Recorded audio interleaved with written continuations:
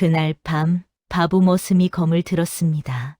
단돈 한 양에 데려온 그 사내의 눈빛이 달빛 아래 칼날처럼 차갑게 빛났지요.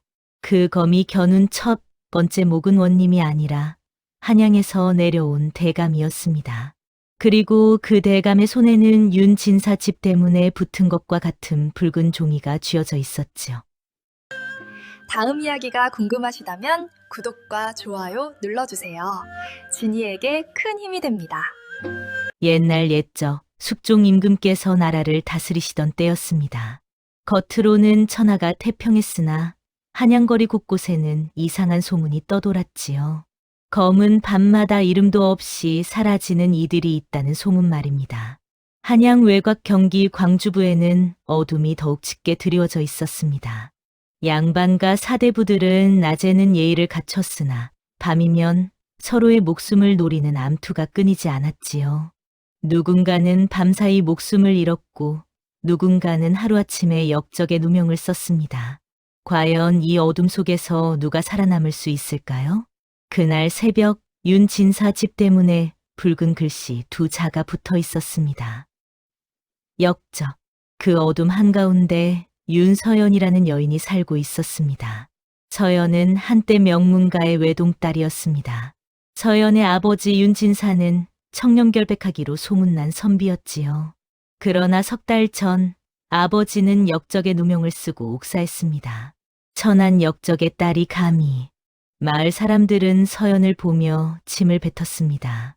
어제까지 고개 숙여 인사하던 이들이 하루아침에 돌을 던졌지요. 서연은 병약한 어머니 유씨 부인과 함께 초라한 전답 하나로 연명했습니다. 한때 대궐 갔던 저택은 빼앗겼고 남은 것은 변두리 초가집 한 채뿐이었지요. 그러나 서연의 눈빛만큼은 꺾이지 않았습니다. 수수한 옷차림 속에서도 단단한 심지가 빛났지요. 서연은 매일 새벽 우물물을 기르며 다짐했습니다. 어머니만큼은 반드시 지켜내리라. 하지만 서연은 알지 못했습니다. 더 큰 시련이 다가오고 있다는 사실을 말이지요. 과연 서연은 이 위기를 어떻게 헤쳐나갈 수 있을까요? 서연의 곁에는 늙은 하인 만석이 남아 있었습니다. 만석은 윤진사를 어릴 적부터 섬긴 충복이었지요. 다른 하인들은 모두 떠났으나 만석만큼은 끝까지 남아 서연 모녀를 지켰습니다. 애기씨, 이 늙은이가 살아있는 한 아무도 이 집을 넘보지 못할 것이옵니다. 만석의 눈빛은 여전히 날카로웠습니다. 젊은 시절 무예를 익혔던 그였지요. 그러나 진짜 적은 따로 있었습니다. 인근 토우 박첨지였습니다. 박첨지는 마을에서 가장 넓은 땅을 가진 부자였지요. 그는 서연의 작은 전담마저 탐냈습니다. 역적의 딸이 어찌 땅을 가질 수 있단 말이냐? 박첨지는 호시탐탐 서연의 땅을 빼앗을 기회를 노렸습니다. 그의 눈에는 탐욕만이 가득했지요. 그러던 어느 날 마을 장터에 이상한 소문이 돌았습니다. 떠돌이 사내 하나가 단돈 한 양에 팔려 나왔다는 소문 말입니다. 그 사내가 누구인지 서연은 아직 알지 못했습니다. 과연 그 사내의 정체는 무엇일까요? 서연의 하루는 언제나 새벽달 울음소리와 함께 시작되었습니다. 서연은 우물로 가서 찬물을 길어 올렸습니다. 물동이를 이고 돌아오는 길에 마을 아이 하나가 쓰러져 있었지요. 애야, 어디 아프냐? 아이는 사흘째 굶었다고 했습니다. 서연은 망설이지 않고 자신의 마지막 보리쌀 한 움큼을 아이에게 건넸습니다. 여기 가져가거라. 어서 집에 가서 죽이라도 쏘어 먹으렴. 아이는 눈물을 글썽이며 절을 했습니다. 서연은 빈 자루를 보며 쓸쓸히 웃었지요. 집으로 돌아온 서연은 어머니께 약을 다렸습니다. 마당을 쓸고 빨래를 하고 해가 지면 바느질을 했지요. 그러나 밤이 되면 이상한 일이 벌어졌습니다. 담장 너머에서 쇠 부딪히는 소리가 들렸습니다. 칼날이 스치는 듯한 날카로운 소리였지요.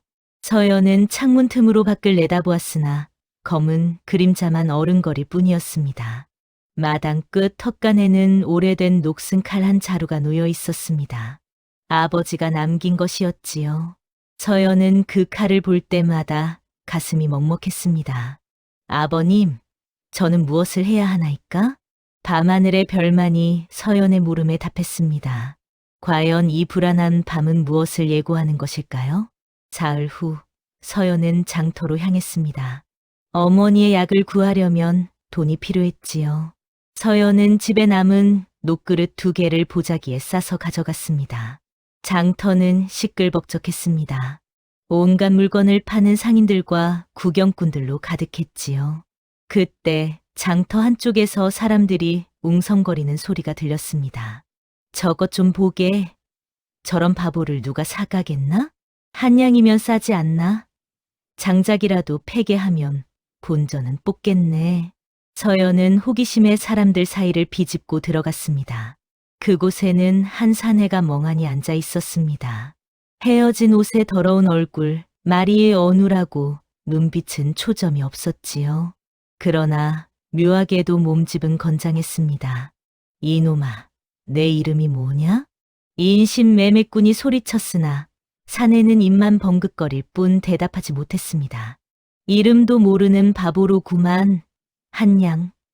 단돈 한양에 팔겠네. 서연은 그 사내를 보다가 멈칫했습니다. 사내의 몸에는 오래된 상처가 가득했지요. 칼에 베인 상처, 화살에 맞은 자국이 역력했습니다.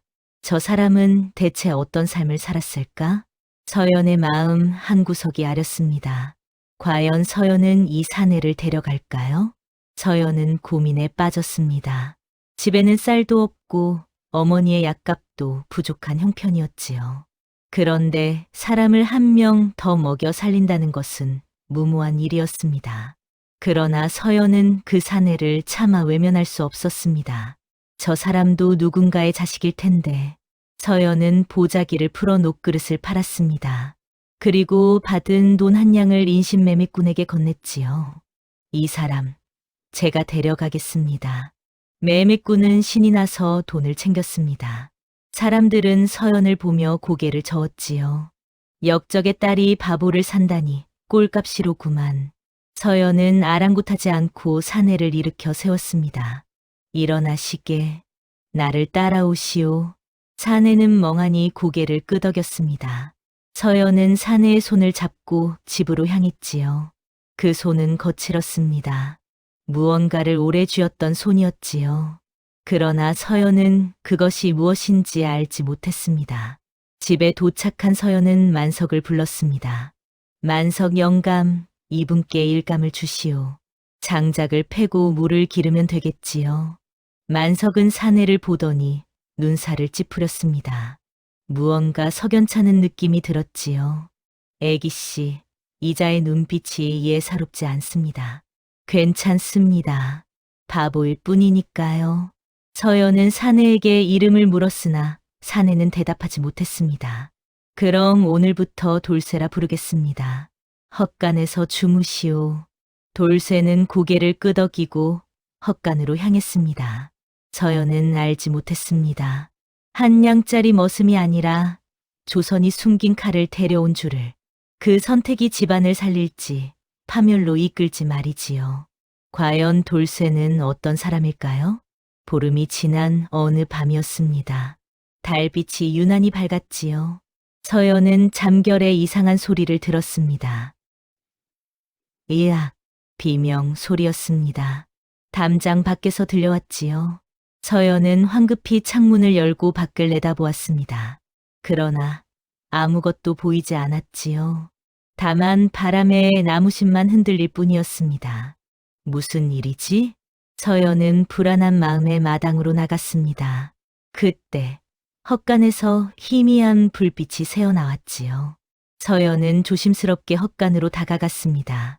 문틈으로 안을 들여다보니 돌쇠가 앉아 있었습니다. 돌쇠의 손에는 아버지가 남긴 녹슨 칼이 들려 있었습니다. 서연은 숨을 죽였습니다. 돌쇠는 칼을 천천히 닦고 있었지요. 그 손놀림이 능숙했습니다. 마치 평생 칼을 다뤄온 사람처럼 말입니다. 바보가 칼을? 서연은 의아했으나 곧 돌쇠가 칼을 도로 제자리에 놓는 것을 보았습니다. 그리고 다시 멍한 표정으로 돌아갔지요. 다음 날 아침 마을에 소식이 전해졌습니다. 간밤에 도둑 떼가 출몰했다는구만. 그런데 이상하게도 흔적 없이 사라졌다더군. 누군가 혼을 내준 모양이지. 서연은 돌쇠를 보았습니다. 돌쇠의 손에는 새로운 상처가 있었지요. 그러나 돌쇠는 여전히 멍한 표정으로 장작을 패고 있었습니다. 이 사람은 대체? 과연 돌쇠의 정체는 무엇일까요? 열흘 후 박첨지의 사내들이 서연의 집으로 들이닥쳤습니다. 윤서연, 나와라. 서연은 문을 열고 나갔습니다. 박첨지가 허리에 손을 얹고 서 있었지요. 무슨 일이시옵니까? 박영감? 무슨 일이냐고? 내 아비가 빌린 돈 성량을 갚아라. 무슨 말씀이십니까? 저희 아버님께서 돈을 빌린 적이 없사옵니다. 입 다물어. 여기 차용증이 있지 않으냐. 박첨지는 허름한 종이 한 장을 내밀었습니다. 그러나 그것은 명백한 위조였지요. 이것은 거짓이옵니다. 내 놈이 거짓말을 하는구나. 당장 전담 문서를 내놓지 못할까? 박첨지의 사내들이 서연을 에워쌌습니다. 서연은 뒷걸음질 쳤지요. 물러서시오. 만석이 앞을 가로막았으나 사내들은 만석을 밀쳐냈습니다. 만석은 바닥에 쓰러졌지요. 이 늙은이를 어찌하느냐? 서연이 만석에게 달려가려는 순간 한 사람이 나타났습니다. 돌쇠였습니다. 돌쇠는 멍한 표정으로 서연 앞에 섰습니다. 몸을 내던지듯 막아선 것이지요. 비켜라, 이 바보야. 사내 하나가 돌쇠를 밀쳤습니다. 그러나 돌쇠는 꿈쩍도 하지 않았습니다. 뭐야, 이놈? 사내들이 우르르 달려들었습니다. 그때 이상한 일이 벌어졌습니다. 돌쇠가 한 명의 손목을 툭 치자 칼이 떨어졌습니다. 돌쇠가 발끝으로 흙을 쓱 걷어차자 사내 하나가 미끄러지듯 넘어졌습니다. 이놈이 무슨 짓을. 나머지는 겁먹고 뒷걸음질 쳤습니다. 그 누구도 돌쇠를 넘어설 수 없었지요. 박첨지는 이를 갈았습니다. 좋다. 오늘은 물러가겠다. 그러나 다음에는 관아의 힘을 빌리겠다. 박첨지 일행은 쏜살같이 사라졌습니다. 서연은 돌쇠를 보았습니다.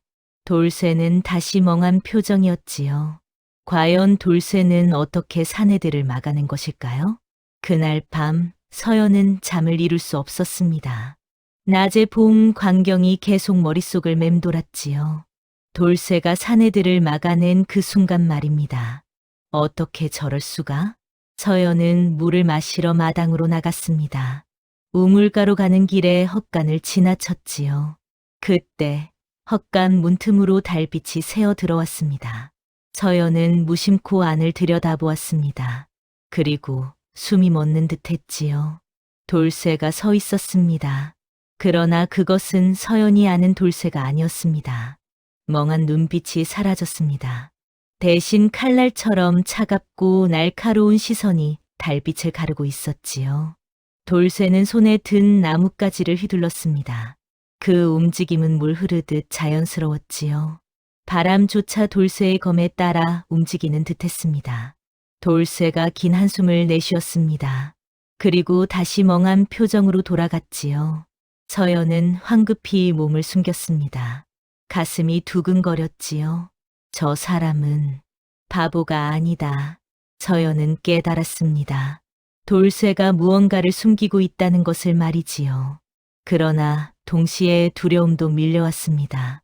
그렇다면 저 사람은 왜 바보인 척하는 것일까? 과연 돌쇠는 무엇을 숨기고 있는 것일까요? 서연은 돌쇠를 경계하기 시작했습니다. 낮에는 평소처럼 일감을 주었으나 밤에는 창문을 꼭 걸어 잠갔지요.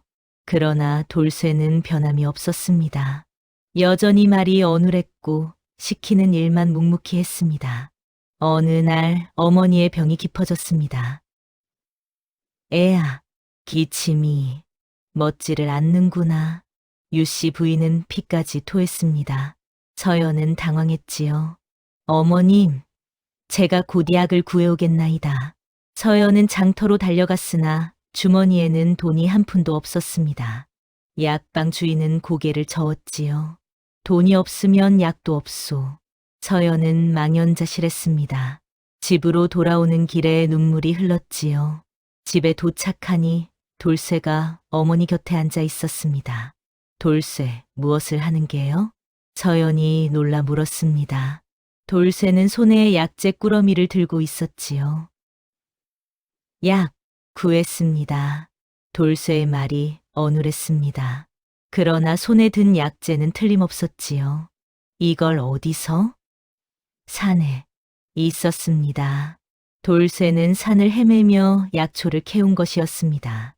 손에는 가시에 찔린 상처가 가득했지요. 서연의 가슴이 뜨거워졌습니다. 이 사람은 나쁜 사람이 아니다. 서연은 돌쇠에게 말했습니다. 고맙습니다. 돌쇠는 고개를 끄덕이고 헛간으로 돌아갔습니다. 서연은 그 뒷모습을 보며 생각했지요. 이 사람의 과거가 무엇이든 지금은 우리 편이다. 그날 밤부터 서연은 돌쇠를 다른 눈으로 보기 시작했습니다. 그러나 서연은 알지 못했습니다. 더 큰 위기가 다가오고 있다는 것을 말이지요. 과연 서연 모녀는 무사할 수 있을까요? 보름이 지난 어느 날 관아의 나졸들이 들이닥쳤습니다. 윤서연을 잡아라. 서연은 놀라 뛰어나왔습니다. 무슨 일이옵니까? 내 놈의 아비가 역적질을 했으니 남은 재산을 모두 몰수하겠다. 그것은 이미 끝난 일이옵니다. 아버님의 억울함은 풀렸사옵니다. 입 다물어 박 대감께서 새로운 증거를 찾아내셨다. 박첨지가 관아와 결탁한 것이었습니다. 거짓, 증거를 만들어 서연의 집마저 빼앗으려 한 것이지요. 이것은 부당하옵니다. 서연이 외쳤으나 나졸들은 아랑곳하지 않았습니다. 저항하면 곤장을 맞을 것이다. 나졸 하나가 서연을 붙잡았습니다. 서연은 발버둥 쳤지요. 놓으시오. 놓으란 말이옵니다. 그때 안채에서 비명이 들렸습니다. 이야, 어머니였습니다. 유씨 부인이 충격에 쓰러진 것이지요. 어머님, 서연이 달려가려 했으나 나졸이 팔을 꺾었습니다. 서연은 고통에 신음했지요. 만석이 달려들었으나 나졸들에게 맞고 쓰러졌습니다. 만석, 영감, 서연은 절규했습니다. 그리고 헛간 쪽을 보았지요. 돌쇠가 문틈으로 이 광경을 지켜보고 있었습니다. 돌쇠, 도와주시오. 서연이 외쳤습니다. 그러나 돌쇠는 움직이지 못했습니다. 헛간 안 돌쇠는 검을 잡았습니다. 하지만 손이 떨려 끝내놓고 말았지요. 그리고 속으로 낮게 중얼거렸습니다. 또 시작이구나. 서연은 절망했습니다. 나는 혼자구나. 그 침묵이 오히려 서연을 더욱 외롭게 만들었습니다. 과연 돌쇠는 왜 움직이지 않은 것일까요? 그날 밤 만석은 정신을 차렸습니다. 온몸이 쑤셨지만 만석은 헛간으로 기어갔지요. 돌쇠를 찾아야 했습니다. 이놈, 어찌하여 애기씨를 돕지 않았느냐? 만석이 소리쳤습니다. 돌쇠는 구석에 웅크리고 있었지요. 말해보아라. 내 놈은 대체 누구냐? 만석은 돌쇠의 옷깃을 잡았습니다. 그때 돌쇠의 품에서 무언가 떨어졌지요. 작은 패찰 하나였습니다. 만석은 그것을 집어들고 눈이 휘둥그레졌습니다. 달빛에 비친 글씨를 읽었지요. 이것은 비검청의 표식. 만석은 경악했습니다. 내 놈이 비검청의 검이었단 말이냐? 돌쇠는 고개를 들었습니다. 멍한 눈빛이 잠시 흔들렸지요. 만석은 돌쇠가 들고 있던 녹슨 칼을 보았습니다. 자세히 보니 범상치 않은 검이었지요. 이 검은 무명검. 무명검은 전설로만 전해지는 검이었습니다. 조선 제1의 검객만이 쥘 수 있는 검이었지요. 칼이 아니라 사람의 숨을 가르는 이름 없는 재앙이라 불리던 검이지요. 과연 돌쇠에게 무슨 일이 있었던 것일까요? 돌쇠는 천천히 이야기를 시작했습니다. 저는 어릴 적 고아였소이다. 한양 뒷골목에서 구걸하며 살았지요. 돌쇠의 눈에 먼 과거가 떠올랐습니다. 10살 때 한 노인을 만났소이다. 그분은 저에게 검을 가르쳐 주셨지요. 돌쇠는 스승 밑에서 10년을 수련했습니다. 그리고 20살이 되던 해 비검청에 들어갔지요. 저는 왕명을 받들어 역적을 처단했소이다. 밤마다 검을 들었지요. 돌쇠의 손이 떨렸습니다. 하나, 둘, 셋. 어느새 100명이 넘었소이다. 저는 꿈에서도 검을 휘둘렀지요. 그러던 어느 날 돌쇠는 깨달았습니다. 제가 뵌 차들 중에 억울한 이도 있었소이다. 어느 역적의 집에서 아이를 보았습니다. 어린아이가 아버지의 시신을 붙들고 울고 있었지요. 그 아이의 눈을 보는 순간 저는 제가 괴물임을 깨달았소이다. 돌쇠는 그날 밤 비검청을 떠났습니다. 그리고 스스로 기억을 봉인했지요.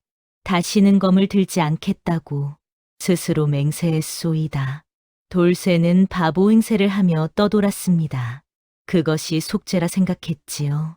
그러나 이제는 어찌해야 할지 모르겠소이다. 내 놈이 바로 조선 제일검이었구나. 만석은 떨리는 목소리로 물었습니다. 왜 숨어 지내는 게냐? 그 실력으로 얼마든지. 돌쇠가 입을 열었습니다. 어눌함이 사라진 목소리였지요. 사람을 너무 많이 배웠소이다. 만석은 한숨을 쉬었습니다. 내 놈이 검을 버린 것은 잘한 일이다. 그러나 애기 씨는 지금 위험에 처해 있다. 내 놈이 검을 들지 않으면 애기 씨는 죽을 것이다. 돌쇠는 고개를 숙였습니다. 과연 돌쇠는 다시 검을 들 수 있을까요?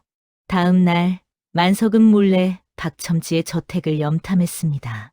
담장을 넘어 별채로 들어갔지요. 그곳에서 만석은 놀라운 것을 발견했습니다. 서류 뭉치였습니다. 만석은 서류를 펼쳐보았습니다. 그리고 손이 떨렸지요. 이것은 영무의 증거. 박첨지는 단순한 토가 아니었습니다. 그는 과거 임금을 끌어내리려 했던 별난의 잔당이었지요. 10년 전 박첨지는 영무에 가담했습니다. 그러나 계획이 발각되기 직전 그는 도망쳤지요. 그리고 가짜 신분으로 이곳에 숨어 살았습니다. 그렇다면 윤 진사님은 만석은 깨달았습니다. 윤 진사가 박첨지의 정체를 알아냈던 것이지요. 윤 진사님께서 박첨지를 고발하려 하셨구나. 그래서 역적의 누명을 씌워 죽인 것이로다. 만석은 이를 갈았습니다. 이 증거를 가지고 관아에 가야 한다. 그러나 그때 뒤에서 목소리가 들렸습니다. 어디 가려고? 박첨지였습니다. 그의 손에는 칼이 들려 있었지요. 내 놈이 모든 것을 알아버렸구나. 박첨지, 내 놈이 역적이었구나. 조용히 하거라. 오늘로 내 놈도 입을 다물게 해주마. 박첨지가 칼을 휘둘렀습니다.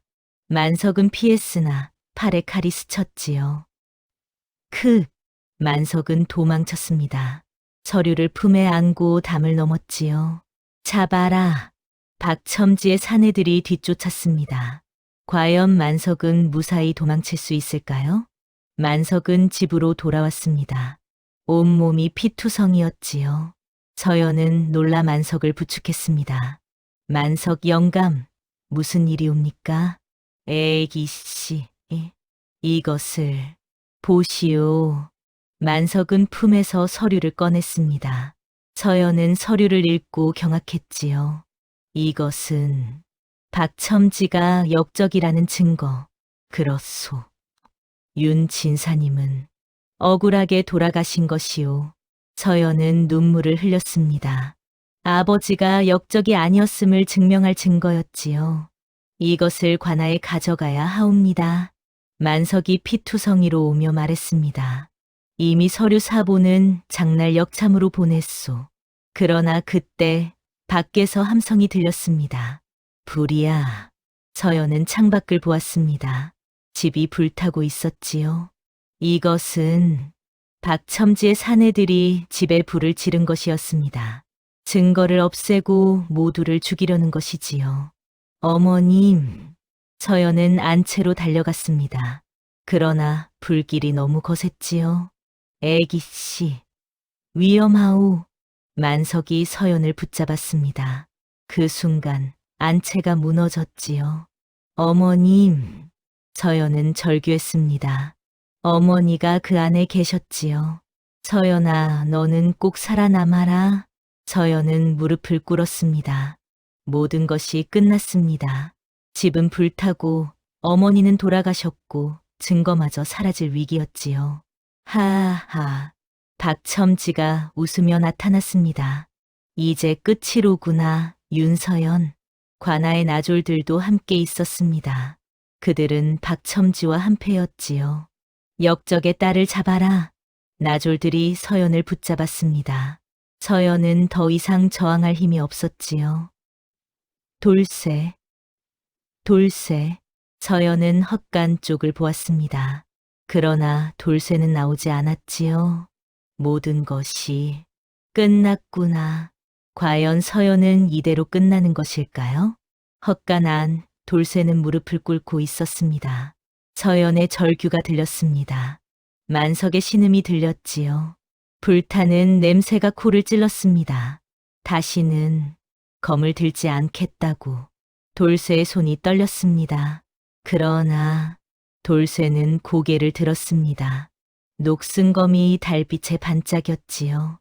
저 사람은 나를 한양에 샀소이다. 돌쇠는 서연을 떠올렸습니다. 바보 머슴을 따뜻하게 대해준 그 여인을 말이지요.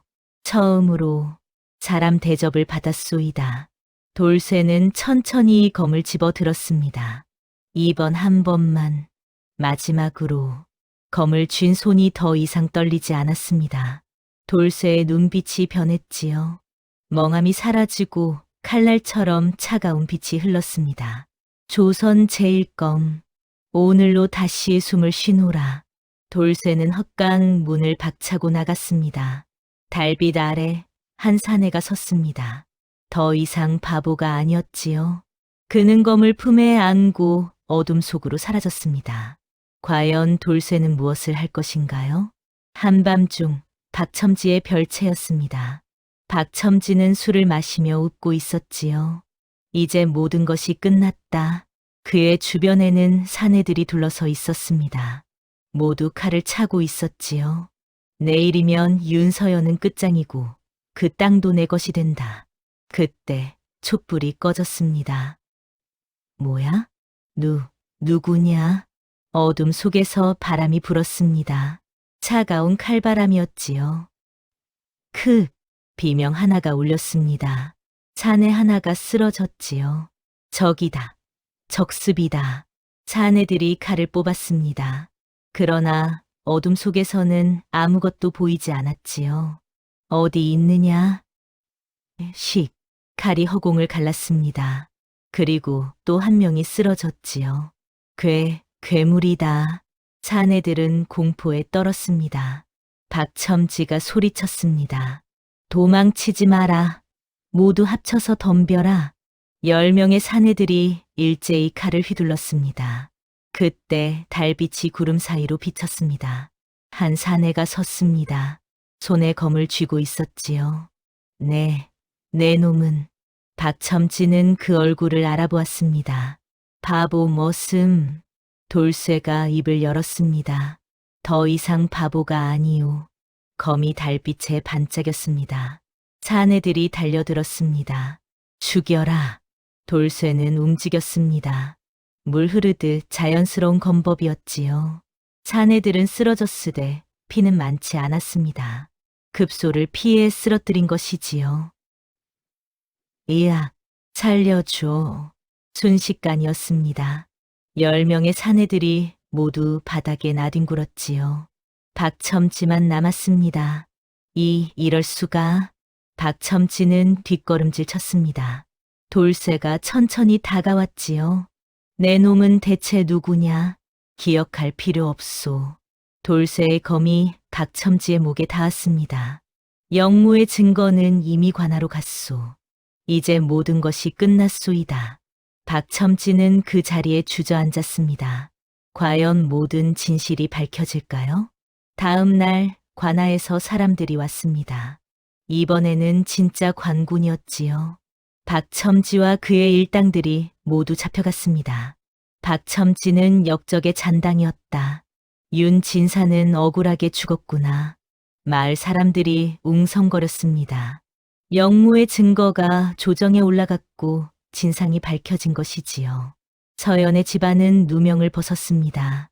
빼앗긴 재산도 돌려받았지요. 그러나 서연의 마음은 무거웠습니다. 어머님, 어머님. 어머니는 이미 돌아가셨습니다. 한 발 늦은 정이었지요. 만석이 서연을 위로했습니다. 애기씨, 윤진사님의 이름은 이제 깨끗해졌사옵니다. 그것만으로도 다행이옵니다. 서연은 눈물을 닦았습니다. 그리고 돌쇠를 찾았지요. 돌쇠는 어디 있나이까? 만석은 고개를 저었습니다. 모르옵니다. 그날 밤 이후 보이지 않았사옵니다. 그렇군요. 서연은 헛간으로 갔습니다. 그곳에는 녹슨검이 놓여 있었지요. 그리고 그 옆에 작은 패찰이 있었습니다. 비검청의 표식이었지요. 서연은 패찰을 집어 들었습니다. 이것이 당신의 정체였군요. 서연은 웃으며 눈물을 흘렸습니다. 관아에서는 돌쇠의 정체를 끝내 기록하지 않았습니다. 그는 다시 그림자 속으로 사라진 것이지요. 과연 돌쇠는 어디로 간 것일까요? 1년이 흘렀습니다. 서연은 아버지의 뜻을 이어 작은 서당을 열었습니다. 마을 아이들에게 글을 가르쳤지요. 선생님, 이 글자가 무슨 뜻이에요? 그것은 예라는 글자란다. 옳은 일을 한다는 뜻이지. 아이들은 눈을 빛내며 들었습니다. 서연은 아이들을 보며 생각했습니다. 아버님, 저는 아버님의 뜻대로 살고 있사옵니다. 저녁이 되면 서연은 우물가에서 물을 길었습니다. 그리고 별을 보며 기도했지요. 어머님, 아버님, 편히 쉬소서. 어느 날 서당마당에 낯선 사내가 나타났습니다. 서연은 돌아보았습니다. 그리고 눈이 휘둥그레졌지요. 돌쇠였습니다. 여전히 누더기를 입고 멍한 표정이었지요. 돌쇠, 그동안 어디 있었나요? 돌쇠는 고개를 끄덕였습니다. 말이 어눌했지요. 떠돌았습니다. 이제 돌아온 건가요? 돌쇠는 대답 대신 장작을 패기 시작했습니다. 서연은 웃었지요. 그래요. 돌아온 거로구나. 그날 밤부터 돌쇠는 다시 헛간에서 잤습니다. 밤마다 집은 안전했지요. 아무도 서당을 넘보지 않았습니다. 도둑도 나쁜 사람도 가까이 오지 않았습니다. 마을 사람들은 수군거렸습니다. 윤 선생의 집에는 뭔가 있어. 밤마다 검은 그림자가 지킨다던데? 그러나 아무도 그 정체를 알지 못했습니다. 과연 돌쇠는 계속 그곳에 머물 것일까요?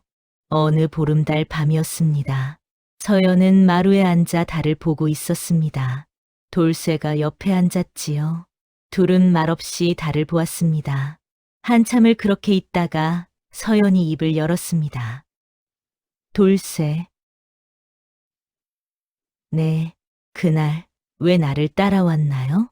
돌쇠는 멍한 표정으로 대답했습니다. 한량이 아까워서요. 서연은 웃음을 터뜨렸습니다. 정말 그래서인가요? 돌쇠는 고개를 끄덕였습니다. 그러나 그 눈빛은 더 이상 멍하지 않았지요. 아니, 그것만은 아니었습니다. 돌쇠가 천천히 말했습니다. 저를 사람으로 봐주셨습니다. 바보라 해도 천대받아도 선생님만은 따뜻했습니다. 서연의 눈에 눈물이 맺혔습니다. 고맙습니다. 제가 더 고맙습니다. 두 사람은 다시 달을 보았습니다. 달빛 아래 검은 그림자가 조용히 흔들렸습니다. 그러나 그것은 더 이상 두렵지 않았지요. 서연은 깨달았습니다. 사람의 값은 돈으로 매겨지지 않는다는 것을 말이지요. 진짜 칼은 칼집에 있을 때 가장 무겁습니다. 그리고 진짜 강함은 싸우지 않는 데 있지요. 돌쇠는 더 이상 검을 휘두르지 않았습니다. 그저 서연의 곁에서 조용히 지킬 뿐이었지요. 그것이 돌쇠가 찾은 진짜 속죄였습니다. 옛말에 백절불굴이라는 말이 있습니다. 어떠한 난관에도 굽히지 않고 이겨나간다는 뜻이지요. 진정한 강함은 칼에 있지 않습니다. 누군가를 지키려는 마음, 그것이 바로 진짜 힘입니다. 다음 영상을 빠르게 만나보시려면 좋아요와 구독을 눌러주세요. 그럼 더 재미있는 영상으로 찾아뵙겠습니다. 모두 행복한 하루 보내세요.